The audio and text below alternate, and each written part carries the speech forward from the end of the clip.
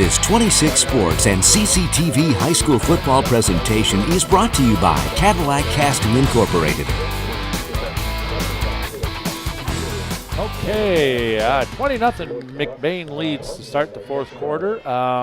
We are just getting ready to play. Once again, we see the officiating crew doing a nice job with this heat and humidity, giving the players and Chad and I up here in the booth a little extra long to catch some water, rest up a little bit. See the Bucks huddle right there. It's a hot night here. They're breaking the huddle. They've had a nice drive here. They've moved the ball pretty good here, Chad. Probably 2 out of their last 3 possessions, but have nothing to show for it right now. Yeah, we just got a quick update. Lake City now, after a 7-0 BO lead, has jumped out 20-14 after 3.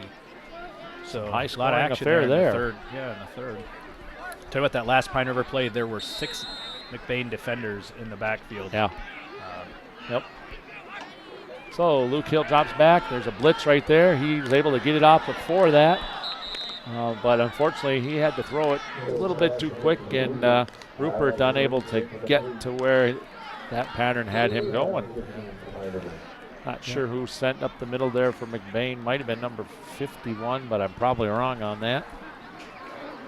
Yeah, it might have been Chase Roberto most might have came on a blitz there. Yep. We do have a flag again here, and it's against McBain, as the signal is indicated right there. Oh, and they went against Pine Now River. they said 1 against Pine River. I'm not sure what's going on while they straighten that out. I'm going to give a big shout out to our sponsors for our broadcast here tonight. Godfrey Chevrolet Buick, Pizza Plus, also Up North Specialty Meats and Powell's Grocery, Fox Motors, a Cadillac, the Walkley Agency, Lake City Materials, Cadillac Casting, Cadillac Tire, and Napa, that has locations in Big Rapids, Lake City, and also in Cadillac. This game, if you're watching tonight, will also be rebroadcast tomorrow, Saturday at 4 o'clock in the afternoon. Might be a good time to get out of the sun and get inside and enjoy that. Luke Hill on a quarterback keeper.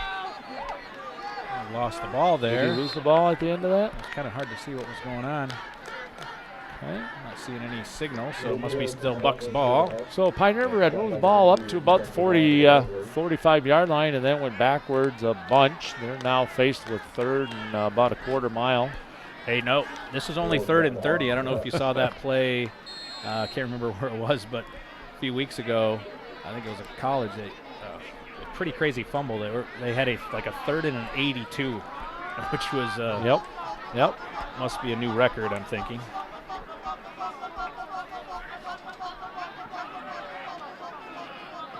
Trenton Holmes with the snap. Back to Hill. Quick throw right there. Out a little bit high that time. Intended for Rupert over there. Yeah, a little high. Want to give him a chance to catch and run. And what do we got now? We have 4th and forever. 4th and a bunch. Up. While we're watching Pine River get set here, we want to let everybody know that McBain opened the scoring early in the game on a UTEC to Verkmouse pass, making it 6-0.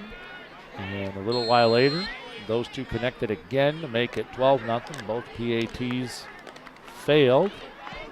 As the Bucks punt right here. Nice Pine River roll. A little while later, Rodenbaugh with a 5-yard run, making it 18-0. Sycamore with a nice 2-point conversion catch from UTEC to make it 20-0. Pine River unable to get on the scoreboard, however, has had some nice big plays. We had a Luke Hill to Lane Rupert pass. Big play near the end of the first half. The Bucks were able to Rupert was able to get down around the 10-yard line, but they were not able to capitalize on that. Andrew Parklow partway through the third quarter with a big interception. And that was down deep in the in the Pine River area end zone. just outside of it. Bucks unable to do much with that. Like Trent Holmes made the tackle there on the interior on that dive play. Or Brandon Rendell, actually, number 60. I think Trent Holmes might have assisted, though. Kind of wonder here, I'm thinking Pine River has about 10 wrestlers on their team, and they tend to be a little more conditioned than big, typical football players like McBain has. So maybe that'll help Pine River in the fourth.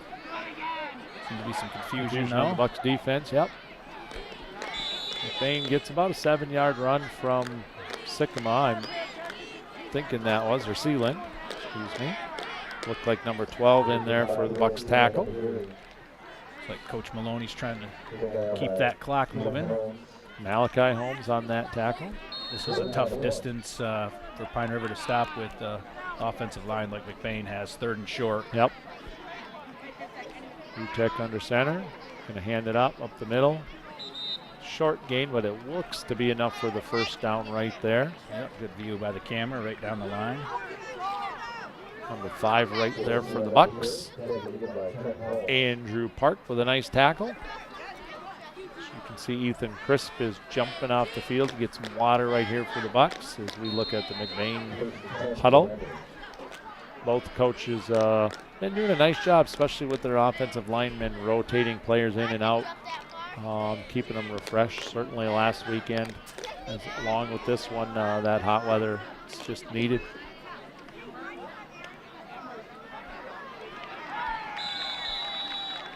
So, looks like a dive fake for McBain.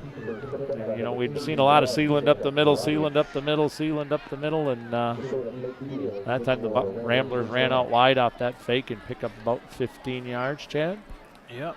Yeah, and that's kind of what they do to your defensive ends. They try to get them guessing. They got to be very disciplined against the option offense here. Got Brown and Verberkamos out wide our way. That is on a keep this time. UTEC still has the ball, keeps it, breaks one tackle, and it looks like he is not going to get to the end zone. Nice job of running and good hustle on the play by big number 77 for Pine River. Yeah, it looked like Malachi Holmes was close. We almost had him wrapped up for a short gain, but I wouldn't have guessed Noah Carper was going to catch him. He did a great job hustling downfield to make that tackle, along with, I couldn't catch the other number. I think it was maybe Brock Nelson down there on that. Either way, McBain picks up a big chunk of yardage as they move down to the Pine River 22-yard line. First down. UTEC's going to go right up the middle on this, and he's going to pick up about 8-9 yards. What do you think? Is that a called play, Chad? Do you think from the sideline? Yeah, nice QB sneak. You got a line like this. Pine River's a little bit on their heels. It's also an even defense, so that gives you a little gap there right up the middle. So. Sasha Huffman makes that tackle. Number 40 for the Bucks.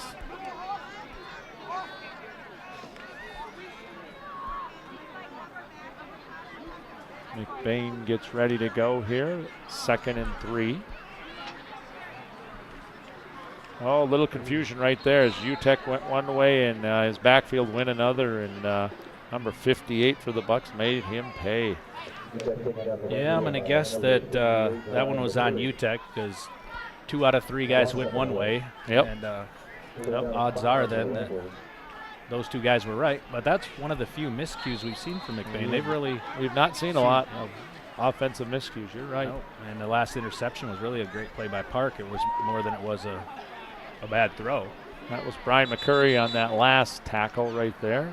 Looks like UTEC's going to keep this in. I don't know if he's got first down there yet or not, Chad. I think he's going to be short. Yeah, the officials waving the we got a little confusion amongst the officials. One of them is waving the chains to move, and the other one was waving first down.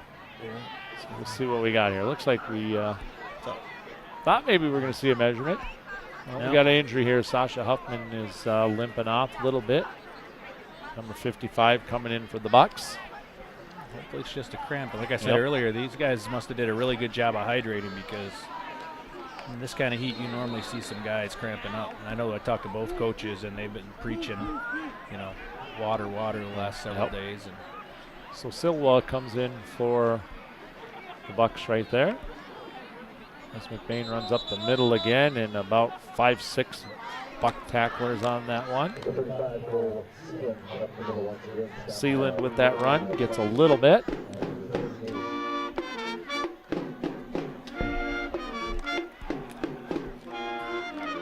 Gets maybe 4 to 5 yards on that. Second down.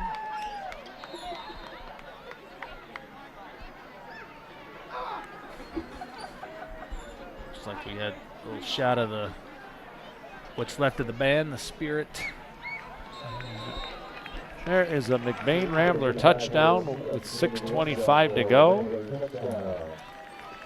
Cole Sealand takes that one in for 6. Put the McBain in a commanding lead with only about half the fourth quarter. Let's take a replay on that one if we can get it, guys. A nice hole by the line. He's pretty excited. Good view of him right there. Yeah, he might not have been down in touch football. That was a nice hole by McBain's flag offensive football line. for sure he was in. So McBain's going to go for 2, leading 26-0. UTEC fumbles, picks it up. Still able to get into the end zone, it looks like, from our angle.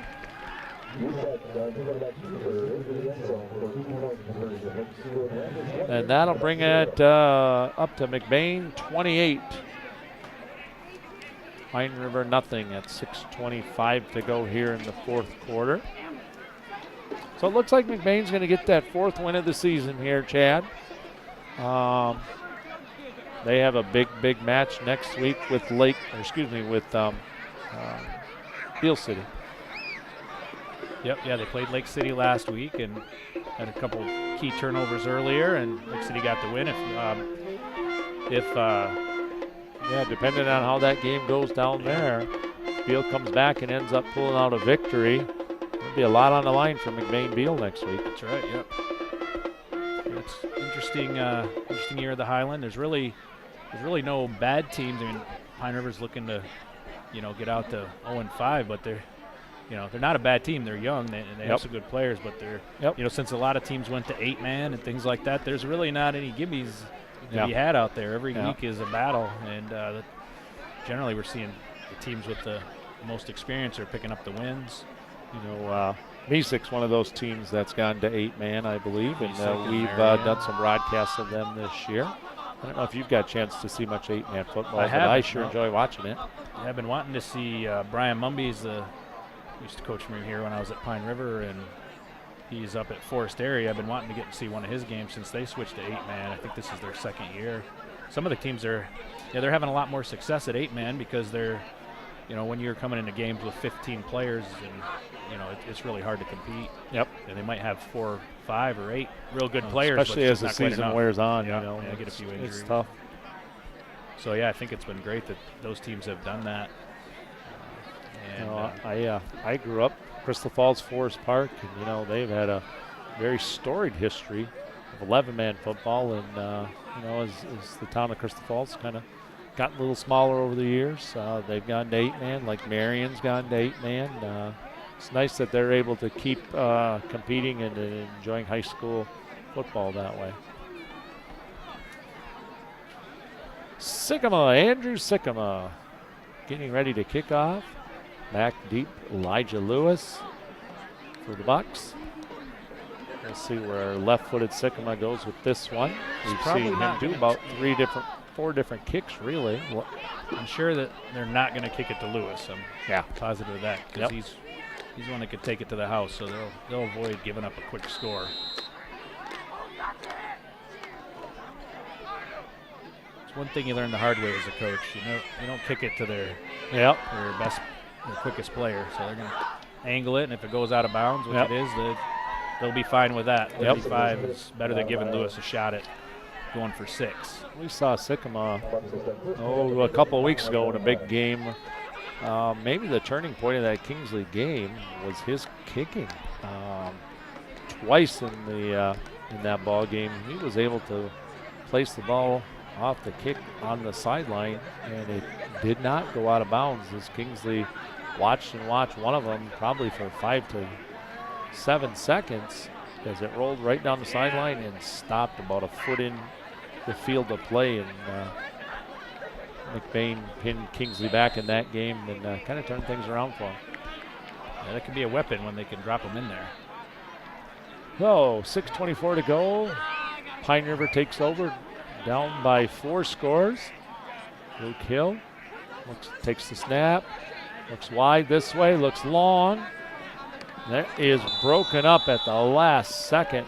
Nicely broken up by number 8. I'll tell you what, that was a well-thrown ball to Jacob Roberts, number 31. He hit him right in stride, and I don't know if Odd Ealing. Ealing got his hand in there, or Roberts just couldn't handle it. But I mean, it was right where it needed to be. It was one of his best throws in the very night. Good offensive play, and if Ealing did get a hand on that, it was a very good defensive play too. Looked like Hill wanted to throw that out in the flats first, changed his mind. We see some McBain definitely blitzing on that play, jumped the gun, I believe. Well, Tristan Reed was definitely in the backfield. I don't know if anybody on the Bucks O-line flinched, but. Yep, and that looks like it was on him. That'll give Pine River 5 yards, 2nd down and 5. They've been timing up. McBain's linebackers did a nice job tonight timing up those blitzes, and that was a rare instance where they didn't time it up well enough, I guess you could say. Pine River's got a little bunch formation, but they're motioning out of it here. Swing pass.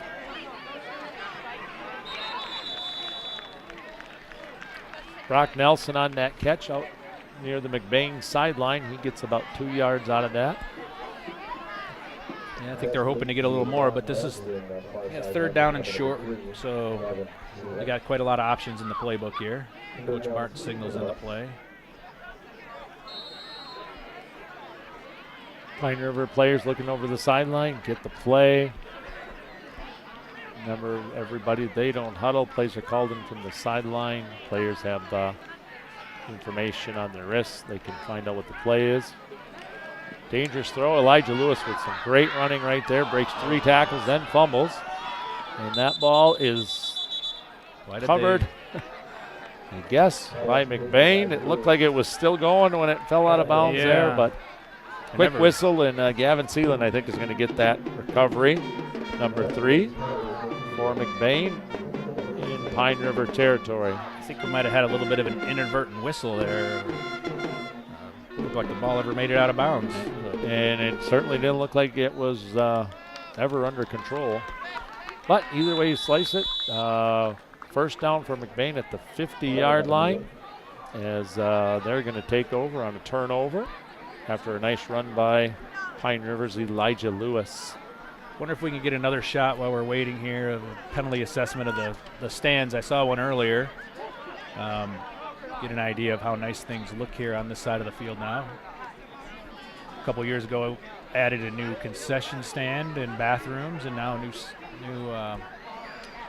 new bleachers and track, and most things are looking pretty new. Camera crew, can we get a shot maybe of the new track and bleachers area when we get a moment here? Maybe you can get your filmers here too. Get them on.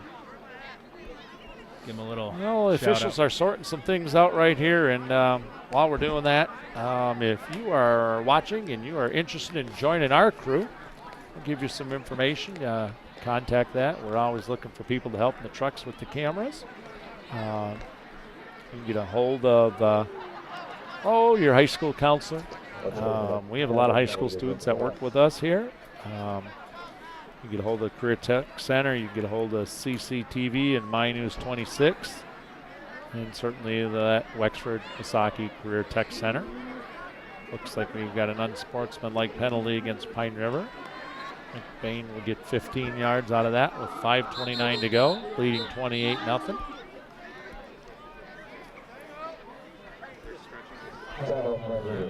And once again next week, our trucks are heading back here to Pine River for homecoming and all the festivities that are involved in that. With Lake City, the Trojans coming to town for that ball game. And we are also heading to Lakes. It looks like we're heading to Manton next week also. We were just up there a week or so ago. McBain will be heading up there for that game. So 2 Highland Conference battles next week, Chad.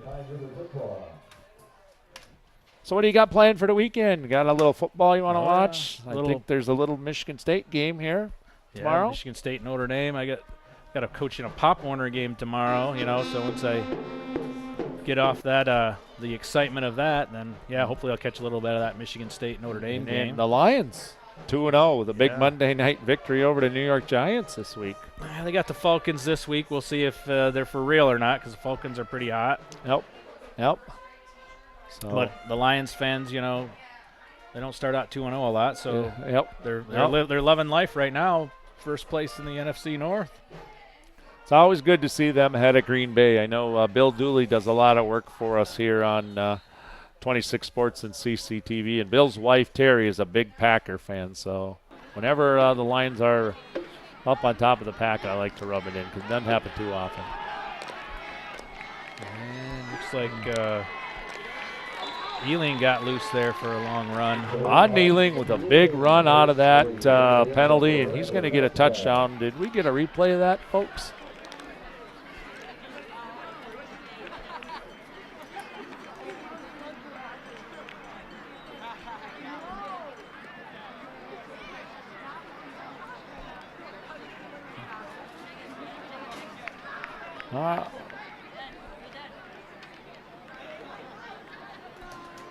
Looked like Ealing might have got a little stiff arm there to break loose for the last Pine River defender on that side of the field. Odd Ealing with a big run right there at the 5:18 mark. Gets McBain another touchdown. Saw some McBain cheerleaders there. They go for 2, and the signal is it's good. UTEC keeps that. That'll give McBain 8 more points, running up the score right now to 34-0.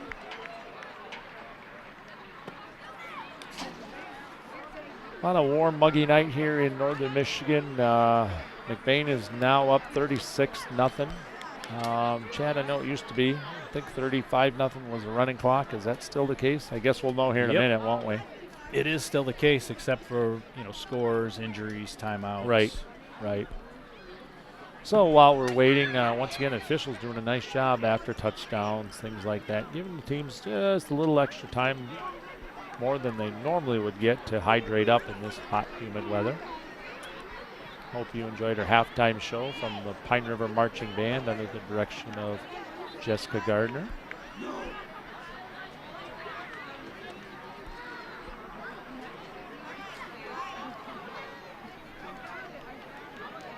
Andrew Sycamore. There's the Seen cheerleaders. Him pick off a lot today. Nice job. Nice view of the Pine River cheerleaders right there.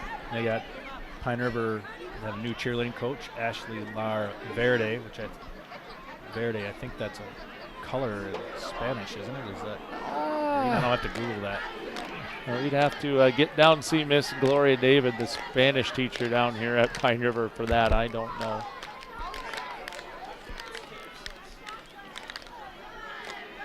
So, last 2 Sycamore kicks have gone out of bounds for Pine River starting position on drives. We'll see where this one goes right here.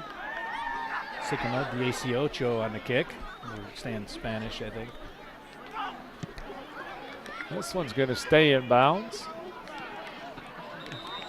But the first hop, it jumps out in front of Lane Rupert. Out of bounds. Pine River will take over with 5:18 to go. You're watching high school football here on 26 Sports CCTV. Chad Phillips, Dan Gussard here bringing you this action. Chad, thanks for joining our crew tonight. We appreciate all the knowledge you bring, and I know you did a lot of hard work behind the scenes getting ready for tonight.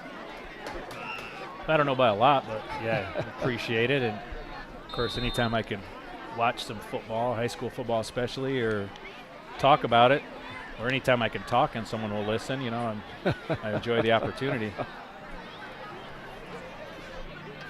All righty, for the Bucks, split wide over to our sideline, just out of camera's view. Looks like number 81 there. Adrian Anthus. The Bucks head up the middle. What do we got there? Yeah, it's number 12, Andrew Park, on a nice little run. He hasn't seen him much because he's been out at receiver. I think he got one catch. Of course, he made a lot of plays on defense. He's playing. I think 12's Malachi, isn't he? Oh, is it Park Malachi? 5? Yeah, I think that was I did Malachi. that again, didn't I? Oh, that was Malachi. You're right. Never put the year next to a number. Then you don't know. If nice run again by the Bucks. Another 8-9 yard gain.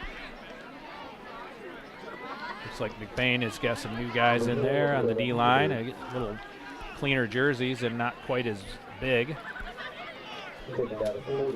So a couple of quick plays, and the Bucks have moved into McBain territory with 3:36 to go in the fourth quarter. Trenton Holmes going to center this ball. Back to Luke Hill. Here we go. Let's keep up the middle right there. Another Malachi Holmes run. Looks like number 15 on the tackle right there. Maybe that's 12. Michael Cahoon with that tackle.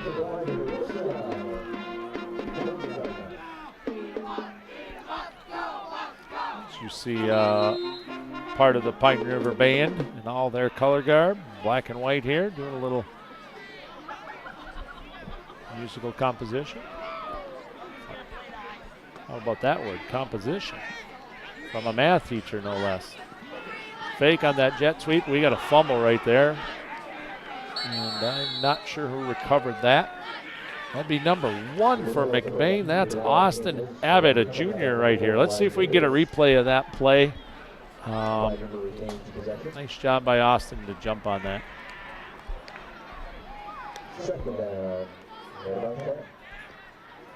Was Austin able to get that, or did the Bucks end up getting that? Maybe number 4 for the Bucks able to get to that. Elijah Lewis was able to get to that. Good strong hands by Elijah in there. Bucks maintain control. Luke Hill hands off to Malachi with a big run up the middle of the McBain defense right there. So probably a 25-yard run right there by Malachi Holmes.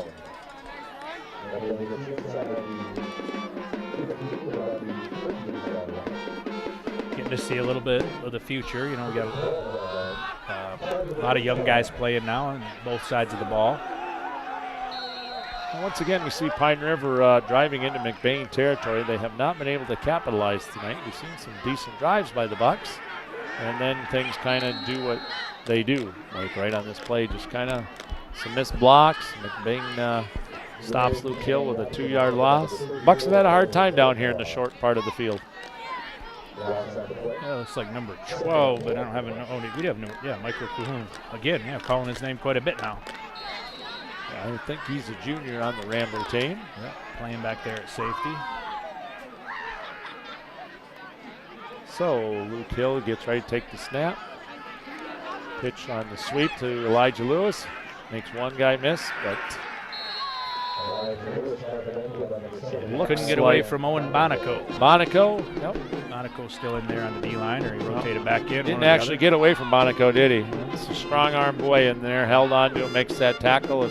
We're under a minute to go here. I want to let everybody know that when the game does end, we'll take a short break, and then we'll come back, and Chad and I will run down some highlights of tonight's game.